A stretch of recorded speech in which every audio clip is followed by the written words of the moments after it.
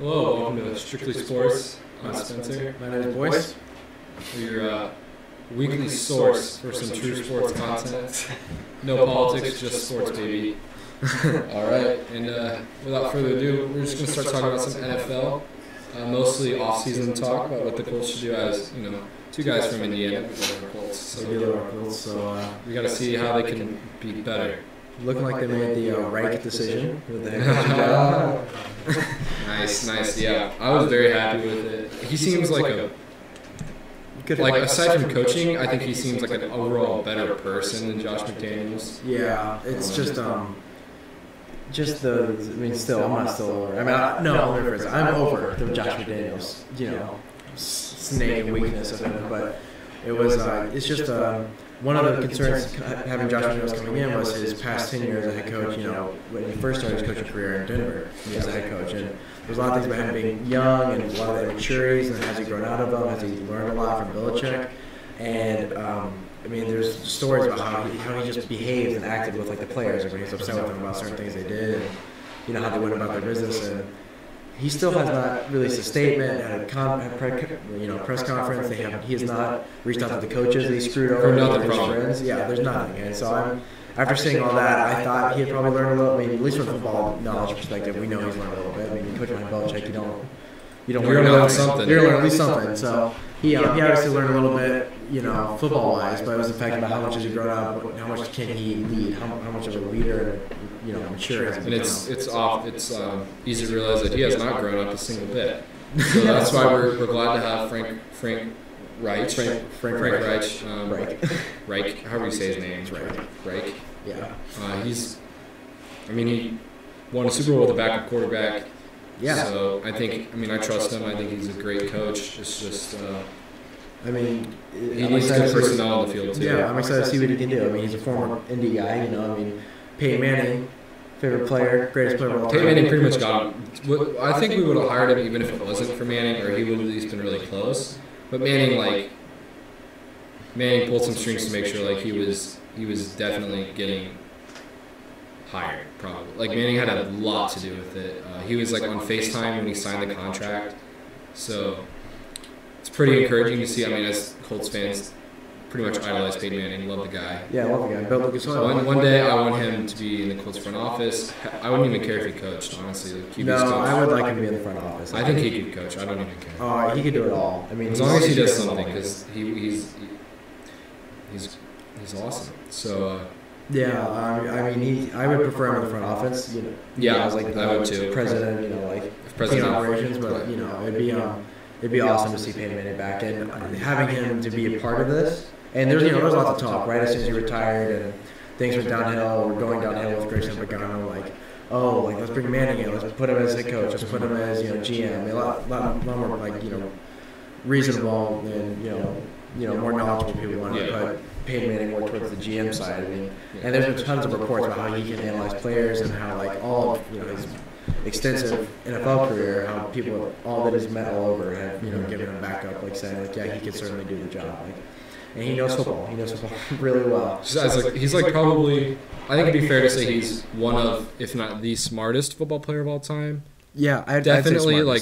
It's one or two. I don't know, but So when you have a guy like that, it'd be tough not to want him in the coaching ring because he's so smart. He can break down a film. When it comes down to that, you can be, Pete Carroll's age and still be out there and being one of the top coaches in the league making great decisions. It's a mentality game after that. Mm-hmm. So he certainly has the mentality to do it. His physical, abilities fell off. That's why he retired from his career as a player. But everybody's looking for his return to football in some way. And there's been talks about him going to, different shows. There was a lot of talks about him for a little bit, replacing Gruden on Monday Night Football for ESPN. So and a lot of talks with him and people were saying that he was interested in buying the Titans. Or, I remember that being with the Titans because he is from the South. Yeah, he's from Tennessee. So he would definitely want to stay home. But I think I've read a lot of articles. There's a guy on Twitter, and he's in his bio is his former Colts fan, and he's not an official reporter, but he's kind of his own guy, and he's provided a lot of insight. The Colts community hates him because a lot of his insight's negative. Yeah. But when I originally found his Twitter page and started following him, reading along, he I hated him too. I get why people hate him. It's hard to accept a lot of the truth that he brings. And after just watching and reading and just I've never commented to him before about just his thoughts and opinions, but he's had a lot of good insight and he has a lot of insider knowledge. I mean, he has sources within the Colts organization, and a lot of what he says turns out to be accurate, and a lot of it's unfortunate that it turns out to be accurate, but it is. So it's been an interesting roller coaster for the head coaching job. It's been a journey, but we got the right guy. Came to talk about Colts offseason and what they could do in the offseason. And the thing about football, especially like in basketball and baseball, you can sign free agents and not worry about them producing on the court the next season or on the field the next season. Like if you sign LeBron James in free agency, he's still going to be the best player in the league. Still going to be the king. Doesn't really matter where he's going to play.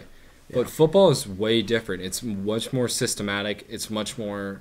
Yeah, it relies on coaching much more. There is a lot more, and just the amount of players you have. I mean, just the complete difference. They have to fit in, right? Position like you can have the best offensive line in the league, but you're not going to be looking at It's a fact of just having 22 guys on the field, and it's all the positions are so different. And each player's play style is different, and some players are just naturally good football players, and then the other ones are just really good system players.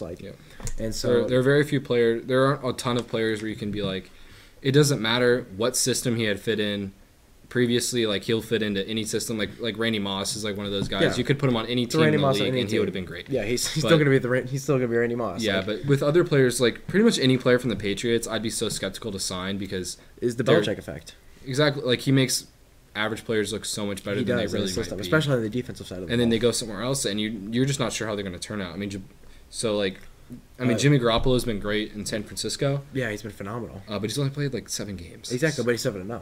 7-0. So he also got signed like 2 huge contract. I don't know.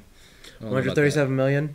I saw an interesting report, and it was like it was discussing how the offseason. Like how do you determine someone's worth? Mm-hmm. And it was. Obviously the consistency, how well, how commonly and, consistently do they put up the big numbers, the numbers you want to see, the replaceability.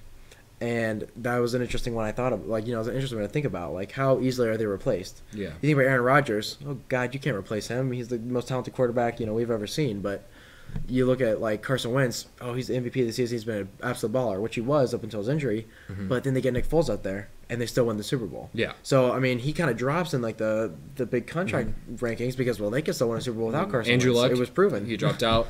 Andrew Luck carried the Colts every year, 11-5 every year. 11-5, 11-5, 11-5, 8-8. He gets hurt, and then he drops out 4-12, and he has a shoulder injury all during the 8-8 season. So, I mean, it's an interesting, it's a touchy, it's a delicate subject, to deal with. Just the math behind the salary cap as well. I mean, that goes with any sports, but I believe it's more fragile with, you got to be more particular in football because it's just like you said, there's such strict and like specific needs that each player will requires to make them a successful like purchase. So and I mean, you'll see like teams sign a free agent and it not work out, and that definitely scares you away from signing big money free agents. Like I remember when the Eagles signed Nnamdi Asomugha, and they were supposed to have the dream team. They were supposed to win the Super Bowl that year. Yeah, they had a great team. Michael Vick, LaShawn McCoy, Deshaun Jackson, and Asomugha. His career, like I don't even know what he did after. He was a great cornerback in Oakland, I believe. He was a great cornerback. Phenomenal. Goes to Philly. It never even worked out. So it's really tough to gauge free agents. But that being said, we're going to list our top free agents for the Colts that we want them to sign. So I think looking at the draft, we have the number 3 pick. There's been talks about us trading back, which I've always had this kind of feeling that something's going to end up happening for us. I just don't see Ballard. Ballard seems like a guy. He said himself he wants to grow our own guys. And, you can have the number 1 player in the draft, the number 1 overall pick, grab him, and you got to wait a while.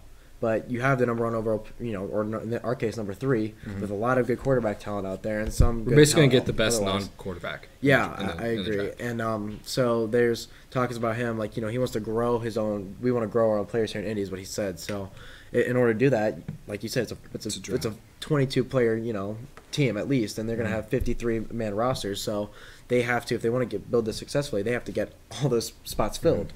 So there's talks about him trading down. Because there are a lot of QB needy teams, especially after the injury plague season that we had last year. Definitely. There's a lot of serious, debates about trading back. Yeah, because we don't need a quarterback. We have Andrew Luck, and supposedly, which I do believe this. Fingers crossed, his shoulder's gonna be better. 100% healthy. We're gonna see the old Andrew Luck that we know and love. Fingers crossed. Yeah, but at the end of the day, this is gonna go inside with my first pick. I think it's your first pick too for who the Colts should definitely try and go get in free agency. You got to protect Andrew Luck because we've seen he's been durable for a lot of his career, but then he took some pretty nasty injuries. Oh, he's taking some serious injuries. And especially with the kind of injuries he's dealing with right now, I think a lot of it is in his head. So, I mean, he takes a hit and he thinks he hurt it. He maybe just has a stinger, maybe just bruised, but it might take him out of the game. He might think he hurt his shoulder. Yeah, we don't know. You don't know, and this is such a delicate injury, and there's so little information and like the public know about it. It's really difficult to judge. So Andrew Norwell's, who I think the Colts should really target. He's been a very solid center or solid. Why did I say center? Sorry. I know it's been a very solid guard. Mistakes happen. And as far as like left tackle goes for the Colts, I know like I've never been a big fan of Anthony Costanzo. But he starts. He plays almost every game. And he doesn't miss a lot of games. He's solid. I can't say like we have to go out and get a replacement for him because he's at least solid. Yeah, he's still looking good. We still have him under contract. Right now, our starting offensive line would be as of right now, this current offseason. Costanzo, Mewhort, Kelly. Actually, it's Costanzo, Haig, Kelly, Clark, Kelly. Good. And Good has been moved around all over the place. He used to be the right guard for a little while, and so that's not a very pretty offensive line. Costanzo, yeah. Kelly, yeah. Kelly's been so injured though. He has been. I have not enjoyed the injuries he had. I mean, his rookie year, he's phenomenal. He's great when he's playing. But his sophomore year this year, I mean, he just didn't play. He was out. Yeah, he didn't play. He was injured the entire time. But it's okay because we weren't going to do anything anyways. Yeah, I mean, I'm okay with going 4-12 without an Andrew Luck. So I mean, free agency needs, like you said, offensive line, because I believe we're going to take because our two biggest needs are in the trenches, pass rush and pass protection. I think there's ample amount of. I mean, I see Ezekiel Anza, Sheldon Richardson. They're both available. There's talks about Muhammad Wilkerson getting cut from the Jets. DeMarcus Lawrence. I mean, there's a lot of pass rushers available. Serious pass rush talent. We want to grow our own players, right? Bradley Chubb looks really good. Very athletic, hungry guy. And one of the things you can't always judge is like a player's heart. You know, it's stuff like that. It's like that unmeasurable ability behind a player. I mean, that's one of the things that like people love about Tom Brady so much, and other greats. But Tom Brady, like, there's one thing you can't really measure about him. Don't look at me like that. About he's just got this competitiveness, and you can't measure somebody's desire to win or their, and the locker room, the reports that Bradley Chubb has surrounding him says that. Like, it doesn't say there's nothing bad. He's a Johnny Manziel at the the defensive end position. He's a good guy. Like, he's a black J.J. Watt. He looks really good. He can play in any system, 3-4-4-3, which we're gonna be. There's nothing about Chubb that I don't like. No, I can't find. So I think if I was Ballard, I would go ahead and take Chubb. I don't see. I mean, if you want to, teams are built on first and second round, third round draft picks. I mean, it's tough to. I know, like, trade back, so we can get more picks for this third overall pick, but we're not going to be this bad forever. No. Next year, if Luck plays, we'll probably win a lot more games. We won't have a top 10 pick. So I think you've got to take Chubb while he's on the board. I mean, if he looks good and he works out for the Colts, they like him, you got to take him. Yeah, I like Chubb a lot here. Obviously our two biggest needs: pass protection, pass rush, and there's debate over which one's a bigger need. And there is a phenomenal offensive guard in there, Quentin Nelson from Notre Dame, which I like Quentin Nelson. I love watching. I wouldn't take him third overall though. But I wouldn't take him third overall. And like if there's a chance to trade back, like there's a lot of good quarterback talent up front. So if you could trade back not too low to one of the the Jets are at 6. I mean, they need a quarterback kind of. I mean, there's been debate about them taking Baker Mayfield at 6. That would be interesting. Yeah, that would be interesting. I mean, Mayfield said get Mayfield to Miami. So, what is Miami this year? Is it 11 right now, or it's not? It's not that high. I don't see like I know a lot of people are curious about Baker Mayfield, but he was the best quarterback in college football last year, without a doubt. He was phenomenal. His competitiveness. So, I mean, it was just the idea. I mean, people see Johnny Manziel now. I mean, the big shot with the nuts grabbing. But I don't think he's going to FUs to the other team. I don't think he's going to get drunk all the time. And and bipolar disorder that we just recently learned about from Manziel, which I'd love to see Manziel come back, but I also don't want to say Manziel come back that just gets him back to where he was. In the NFL, having to pay. It'd be tough for him to get back in the NFL. Hundreds of thousands He's of gonna have dollars to go like the CFL to mansion damages with cocaine found all over the Mm-hmm. countertops. I mean, so. So where is? Let's see. The next, my next free agent target. This one would either be. It depends on who we draft, because if we draft Bradley Chubb, we probably don't need to sign a defensive end, or we would probably want to maximize our money to get offensive guard, offensive tackle, maybe even another wide receiver. But I do like Ezekiel Ansah or DeMarcus Lawrence, either one. I think they're both really good, and if we have them alongside Chubb, then that could be just a mean dynamic duo, like the Freeney Mathis duo that we fell in love with. You could stop one, but you can stop both. One of the greatest pass rush duos of all time. I don't care what people say. It's a top 5 pass rush duo of all time. I watched them play. I watched so many games. My entire childhood was Peyton Manning, Reggie Wayne, Marvin Harrison, Bob Sanders, Gary Brackett, and those two. So and the Mathis Freeney duo. So, I at free agency there was talks about the Colts going after Ziggy Ansah. I kind of like that, but at the same time, though, if we get Ziggy Ansah, I don't know if I want Chubb. Because we just got Jabal Sheard last year, and he was actually really good. But he fits more into the 4-3. Yeah, and we're going to a 4-3. He fits. I thought he fit into a 3. I meant 3-4. He can kind of do both. He did play 3-4 for us, but when he was with New England, he fit more into their. They run more of a hybrid defense, and so he fit more into the idea of a defensive end for them. Mm-hmm. So if we really don't believe that he can work out, we know Ziggy Ansah is a 4-3 guy, defensive end. We know Chubb can do it all. So if you get Ziggy and Chubb on opposite ends, I would love that duo. That'd be a phenomenal duo. Mm-hmm. But I like Sheard right now, so I don't think Ziggy's a top priority for us. I think it comes down to 3 for us. You got to pick 2 of the 3. You got to pick Sheard, Ziggy, and Chubb. And I really think Sheard's going to fit into all that because they already have Sheard and they don't need to worry about signing a new contract or spending an expensive 3rd overall draft pick on them, something like that. So. Colts right now, free agency-wise, we need to get them to re-sign Mewhort, get him back at the left guard position. We have Costanzo, so it'll go Costanzo, Mewhort, then Kelly, which those 3 healthy, that's solid. I like that left side of the offensive line. Andrew Luck can work with that. He can make he can drop some dimes with that. Yeah, and then Norwell on the right. Right guard has always been our weakest position ever since Luck came to the league. Pick up Norwell, top 2-3 guard in the league last year, maybe top 1. He's just solid. He's so good. He didn't give up a single sack or pressure all last year, which is what we're looking for. If you have one soft spot in the offensive line, it's a lot easier to hurt. You can put a tight end over there and chip blocks. Chip blocks. You can slide you can slide the running back over there. Yeah, exactly. It's a lot easier to fill 1 hole rather than 5 holes. So. Yeah. You got Costanzo, who performed really well last year. He's still not perfect. He's still Anthony Costanzo, but he did look good. We get Jack Mewhort, who we've seen deal with injury, but let's say he's healthy. He's solid. He's solid. And besides that, we have Joe Haeg, and I like Joe Haeg. I don't love him, but as far as the Colts offensive line goes, I like Joe Haeg. Ryan Kelly dealt with some injury issues this last year, but when his rookie year, fully healthy, beast.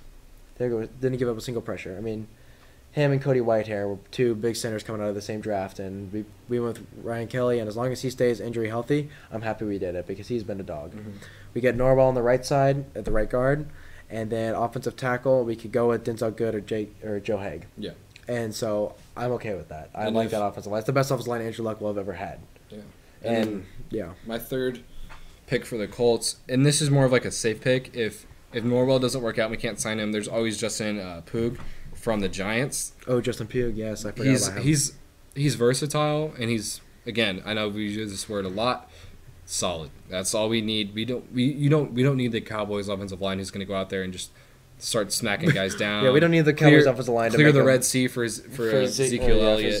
You just need somebody to keep Andrew Luck from getting hit every time he throws the ball.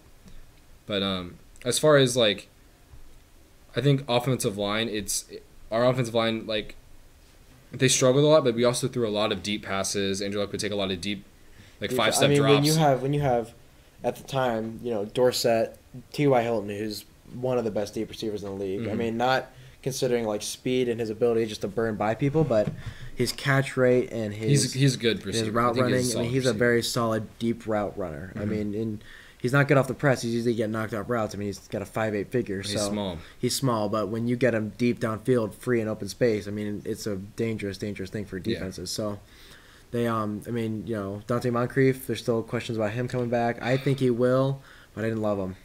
He has so much potential. He's got a good frame. He does have potential. So, I mean, in the red zone, I think he could be really good. He's had great success in the red zone with, touchdown targets. But also this year was his off year, kind of, and Jacoby Brissett was also the quarterback. Yeah, I mean, I don't know if you remember that Monday Night Football game, but Jacoby Brissett, he's not injured luck, but not very many people are. Yeah. And so Brissett wasn't bad. Brissett was not bad at all. Big problem. I think he could start somewhere in the league. Yeah, and I think if you give him a more talented roster and more talented coaching staff, as with Andrew Luck, we're both going to see these two elevate their games. Mm-hmm. And so, I mean, I remember Monday Night Football game against the Titans this year where it was in Tennessee, and Jacoby Brissett, we were kind of driving, and it was a divisional game. Mm-hmm. I wanted us to lose because, I wanted the number 3 overall pick. And Jacoby Brissett threw a dart right down the middle of the field, saw a soft spot in the defense as Moncrief ran up the seam, and it was right over his shoulder and just went through his hands. And it's just been plays like that all year, all this last year that we've been, making us question Dante Moncrief's reliability, which kind of brings us to another interesting point is free agent wide receivers. Yeah, I mean, there's a lot of money there, though. A lot of money. Jarvis Landry he's a top 5 wide receiver at least. I mean, he's top 3. Top 3. Not top. Are you talking about free agency wise? Free agency wise, he's top 1 for agency wise. The best receiver available. It's him, Allen Robinson, and I don't even know who else. I don't know who else. But I think, he knows he's going to be the best. He knows he's by far the best receiver in free agency. He's going to want big money. Yeah, he will want big money. And he's been very good. I mean, I would love to have him, but I don't want to give him. I mean, we have 77 million or 80 million cap space. It's one of the highest ones up there. It's like third, maybe it's the third highest, but it's nice. It's a big chunk of money we have to be able to spend. And obviously we don't want to spend all that because we don't have some room, but it's still it's still a position that needs addressed. So we definitely got to look out for that. And then another guy that I've kind of had my eye on, we almost signed him last year, was Dontari Poe. I know there's questions about if he could fit into the 4-3, but he does have that relationship with Ballard. He did have an off season this year, and he didn't do well in Atlanta at all. He didn't. So I think if we can get him, he might want less money than he wanted last year. He's coming off a worse year, so if we can get him for a good price, I wouldn't. You can never have too much talent anywhere on the field. So I mean, true. I would certainly give it a shot, depending if the defensive coordinator likes him or not, if they think he'd be a good fit. But I think it's definitely somebody to keep our eye on just because of his relationship with Ballard when they were both in Kansas City. Yeah, in Kansas City. So I don't think we should pick him up just simply because of his recent struggles. I mean, he was struggling with Kansas City when he's his final year before he became a free agent. He got started over by a rookie that year. Then he got signed with Atlanta, and they had the great Super Bowl run and all that jazz, but they also but he sucked. Yeah, I'm just saying he's a 3-4. He's a 3-4 nose tackle. If he wants a good price, then I mean, if he's willing to go, if he's looking for a lot of money, then don't even think about it. Yeah, which I would trust Ballard to if anyone's going to get his price right, it's going to be Ballard. Yeah, let's be real. And then I mean, another position that I feel like the Colts have never been spectacular in is secondary. That's always been a big struggle. This is true. I mean, we do have Malik Hooker coming back, and he's like a ball magnet. Like, he just gets interceptions. 3 games, 2 interceptions. And 4 games, but not full game. Quincy Wilson, I think, didn't get a fair shot this year. He didn't get enough playing time. No PT, so we don't really know what to expect out of him. I liked what I saw for the most part. Still some flaws, but he's a rookie. I mean, he was a second-round rookie out of Florida. We could certainly see this dude, I mean, with some good coaching, pick up his game, which we have a good coach now, and I like it. I don't know if I'm going to try to say his last name. The new defensive coordinator, Dan something. Dan with an E. And I like what we could do. I like the 4-3. Ooh, fun fact, too, by the way. I was talking to Spencer about this on our way up here. Fun fact. Factoid. I don't know. It hasn't been fact-checked, but I believe as Ballard said during the press conference was, we're going to stick with the defensive coordinator. We're going to stick with a 4-3 because we want to put more speed on the back end of the defense. I like that. For as passing as a game. I mean, granted, we saw a lot more running the ball this year than we have in past NFL seasons, but it hasn't. It's a passing league offense. Yeah, it's not a doubt about it. I mean, it's a passing offense. So, I mean, with our, like you said, severe history of pass coverage. I mean, the only positive memory I have very few positive memories of Marlon Jackson, baby, and Kelvin Hayden. Got to give Kelvin Hayden some respect. I like Kelvin Hayden. Bob Sanders was back then secondary. Nick Harper. That's also one of my worst memories is that he didn't cut outside. He didn't cut outside. He didn't cut outside. Big man grabbed him. If you know what we're talking about, then you're a true Colts fan. Should have been Super Bowl champs that year. We were. That was the best Colts team of all time. There's no question. And Vander messed up. All right, so how did he miss that? Man. But all right, so we're gonna shift some gears here to the NBA. Yeah, we've ranted enough now for our Colts for the first 25 minutes. Biggest story in the NBA right now is Cavs traded pretty much their whole roster. Like they traded everybody for a bunch of young guns, and George Hill. And George Hill. They looked good. They looked phenomenal against the Celtics. They molested the number 1 defense in the Celtics. I mean, part of that could be poor Paul Pierce. There was no it was hard to. It was probably hard to gauge what they were going to come out and do. And then they did hit a lot of outside shots in that game. But, you can't expect a team, especially in the NBA, you can't expect a team to be blazing from three-point every night. I mean, but we can talk more about that game, too. But then they go on to the OKC Thunder. And they won. What was it, 120, 112? I think so, yeah. Yeah, I mean, it was a They're scoring a lot. LeBron put up 30 points, 8 rebounds. I mean, it was a nice stat line. It was a very King-like stat line. I mean, same King, same old King, new Cavs. Yeah. So I think the trade really... trades. The trades gave them more options just for what to do on the floor. I mean, Isaiah Thomas, he can... How needy can you be? The thing about Isaiah is I think he was a great player in Boston. I loved watching him. He was awesome. He was fun to watch. Especially against the Wizards in that series, he was great. But the Cavs didn't. The Cavs just tried to put him in ISO. And, I mean, he can do all right in ISO, but he's the kind of player you need to run off screens. He's going to catch and shoot. You have to set him screens. He's an offensive guy that can't be ISO'd. And then on the defensive side, he's worthless. You might as well just play with 4.5 people.